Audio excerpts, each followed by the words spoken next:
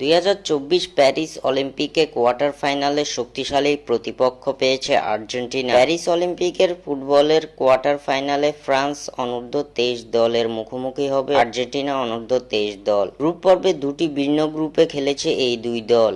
Group এতে খেলেছে Argentina অনূর্ধ্ব-23 দল, অন্যদিকে গ্রুপ বিতে খেলেছে ফ্রান্স অনূর্ধ্ব-23 দল। গ্রুপ পর্বে নিজেদের খেলা 3 ম্যাচের মধ্যে 3টিতেই জিতে কোয়ার্টার ফাইনাল নিশ্চিত করেছে ফরাসিরা। অন্যদিকে গ্রুপ পর্বে নিজেদের খেলা 3 ম্যাচের মধ্যে 2 জয় 1 বিতর্কিত হারের মাধ্যমে কোয়ার্টার ফাইনালে উঠে হাভিয়ার মাস্চেরানোর শিষ্যরা। তাই বলা চলে কোয়ার্টার ফাইনালে সহজ কোনো রাস্তা খোলা নেই আলবিসেলেস্তাদের সামনে। আগামী 3 আগস্ট বাংলাদেশ সময় রাত 1টায় বোর্ডাক্স স্টেডিয়ামে বাঁচা মরার লড়াইয়ে শক্তিশালী ফ্রান্সের মুখোমুখি হবে আর্জেন্টিনা।